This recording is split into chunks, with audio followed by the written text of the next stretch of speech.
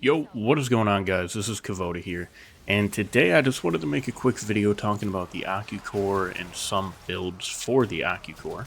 Because if you didn't know, the Naboris event is currently going on, and the daughter over at the Necrolis has a new vendor screen for the Treats of Naboris, and she is currently selling the Sentient Surge. So the Sentient Surge is a mod for the Ocucor. Before, there was no real way to get it in-game. I believe it came from one of the Nightwave markets. But that was your chance to get it, and that was long gone, which made this mod like over 100 plat on the Warframe market. So I feel like not a lot of people, at least that I knew, ended up actually getting this and giving the Ocucor a chance because of how dependent the Ocucor is on this mod. But now it's back in a vendor for 50 mother tokens. You can do one of the bounties and get more than 50 in one run, so I think picking this up is definitely a good idea. Just a quick side note as well, if you do end up picking this mod up, or even if you don't plan on using the Ocucor, after the end of October, this part of the daughter vendor is going away,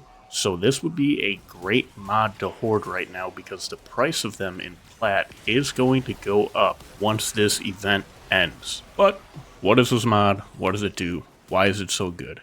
So the Sentient Surge for each enemy you kill is going to refill 20% of the magazine, and also it's going to increase the Ocucor's status chance and crit chance by 60% for each tendril active. This works with the Ocucor's trait that each kill you get, there's going to be another arcing tendril coming off of the beam that is going to seek out enemies around where your reticle is, and it's going to do damage to those enemies too. You can have up to 4 tendrils at once, so you have your main beam and 4 other enemies that the Ocucor can target. So the crit chance and the status chance buff is amazing, because that's another 240% chance on all of that.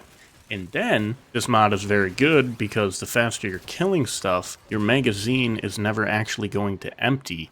And that's great because these tendrils reset on a reload. So as long as you get a kill or 2 and get a couple of those tendrils going, you're going to get that insane bonus and pretty much keep it throughout whatever mission you're doing. So I found that the Ocucor is an insanely strong gun all the way up to the, level 200 steel path enemies. I think once you get into the higher tiers a little bit though, depending on what frame you're playing, it can be a little bit of a pain to actually get going if all you're running into is Xmas units and stuff. It's definitely easier to kill some of the more cannon fodder enemies to get those tendrils going, and then you'll start ripping through the Xmas's and everything. But as long as you're able to do that, I mean, this weapon will carry you through pretty much anything in the game. So I have a couple different builds for the Ocucor depending on what frame I'm currently playing.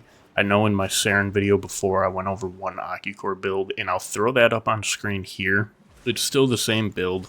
I'm using Blast because of the way I have my Saryn set up. I am using Combat Discipline, and I have a Orange Shard on, allowing me to regenerate some health on Blast kills. So I like setting this up with Blast when I'm using my Saryn. I tried messing around with a couple other builds, but I still think this is the best route to go if you're going to be using that weapons platform Saryn build.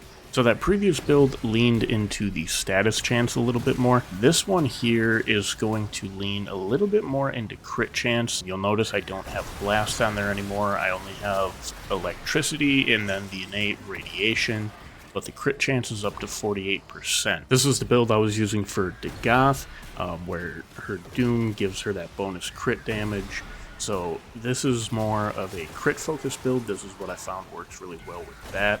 You do have a little bit smaller of a magazine, a little bit lower fire rate, but more multi-shot, more crit multiplier. And then you do lose out on the Blast, but with the Goth, you'll be doing viral damage, and then you can also put, Roar on her for a damage boost. And with the crit chance and the crit multiplier, it still does an insane amount of damage. So those are the two builds I would recommend if you're going to be using those specific frames. This build here on screen is what I used for the rest of my weapons platform builds, that being Bolt, Caliban, and actually Jade, which I do want to make a video on Jade because Jade is a great weapons platform. So this is what I was rocking for that. It's the best build that I found. If you guys have any other suggestions on how to arrange mods or anything like that, feel free to leave them down in the comments. I messed around with these mods for so long, and I truthfully didn't find anything I felt was significantly better than anything else. It seems like as long as you're modding into a little bit of status chance, putting at least,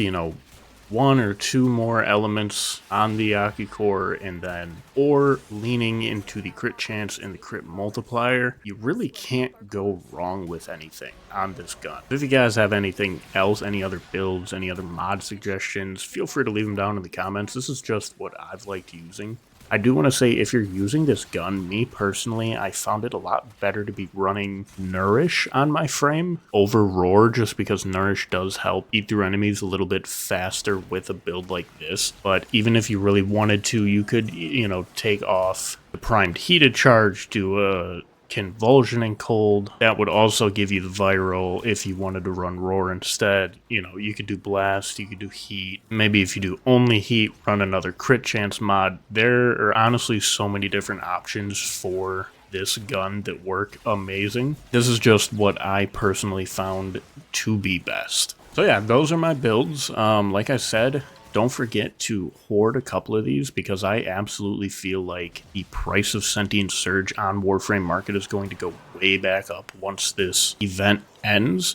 Even if it doesn't go up right away, eventually it will, because you've never been able to get Sentient Surge from any sort of dedicated drop. So with these super, rare exclusive mods, they're always in the hundreds of plat. So this absolutely would be a good investment. Just run a couple bounties, save a couple, At the end of October, try throwing them up on the market. I'm sure people will be buying them again. I bought mine about 5 months ago and started using it, and I'm kind of mad that I wasted the plat, but hopefully I'll be able to get that plat when I resell all the Sentient Surges that I'm going to be hoarding. But anyways, thank you guys for watching.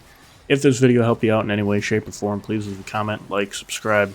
You know the deal. Very soon here, I'm going to have a Caliban weapons platform build video coming out. I also am working on something for the Gatva. If you guys have anything else you'd like to see, let me know in the comments down below. I appreciate your time. Have a great day.